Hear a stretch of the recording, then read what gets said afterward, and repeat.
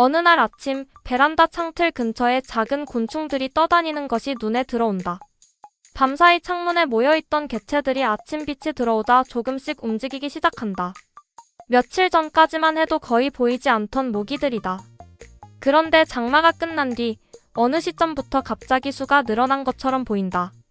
같은 공간인데도 어느 날을 기점으로 밀도가 달라진다. 이 변화는 보통 비가 많이 온 직후가 아니라 장마가 지나가고 며칠 정도 시간이 흐른 뒤에 나타나는 경우가 많다.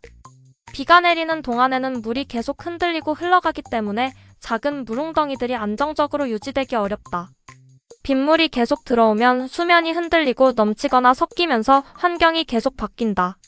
하지만 장마가 끝나면 상황이 조금 달라진다. 빗물이 남긴 물은 더 이상 계속 흔들리지 않는다. 바닥이 움푹한 곳, 배수구 가장자리, 화분 받침대, 건물 틈 사이처럼 아주 작은 공간에도 얕은 물이 고여있다. 흐르지 않고 비교적 조용하게 유지되는 물이다. 이런 물은 처음에는 거의 눈에 띄지 않는다. 얇게 고여있고 색도 주변과 크게 다르지 않기 때문이다. 하지만 시간이 지나면서 표면은 점점 안정된다.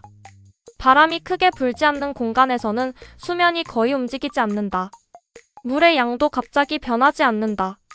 이 시점부터 모기의 선택이 이어질 가능성이 높아진다.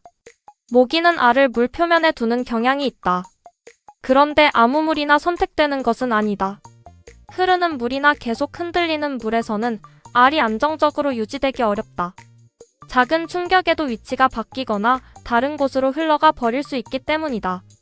반대로 얕고 조용한 물은 다른 조건을 만든다. 표면이 안정되어 있고 주변 구조물에 의해 바람도 어느 정도 막힌다. 이런 곳에서는 물이 갑자기 사라질 가능성도 비교적 낮다.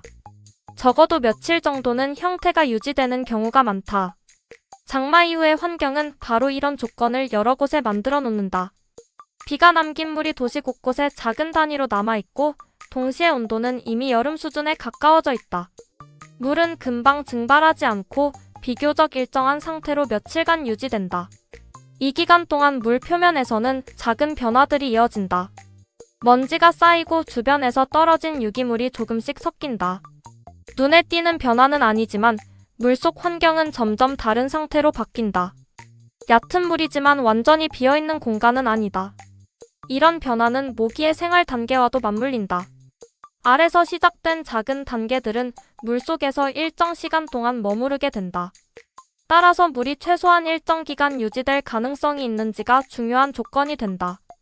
너무 빨리 마르거나 계속 흔들리는 물에서는 이 과정이 이어지기 어렵다. 장마 직후의 환경은 바로 그 중간 지점을 만든다. 물은 새로 생겼지만 더 이상 계속 흔들리지 않는다. 물의 양도 당분간 급격히 줄어들지 않는다.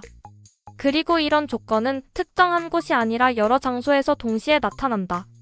그래서 어느 시점부터 주변에서 모기가 갑자기 늘어난 것처럼 느껴질 수 있다. 실제로는 한 번에 나타나는 것이 아니라 며칠 동안 이어진 선택의 결과가 겹쳐 보이는 것에 가깝다. 여러 작은 물웅덩이에서 비슷한 흐름이 동시에 진행되기 때문이다.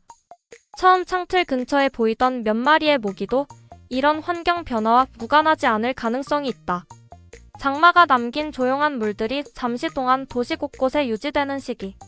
그 짧은 안정 구간이 지나갈 때 모기의 수가 눈에 띄게 달라지는 장면이 나타나곤 한다.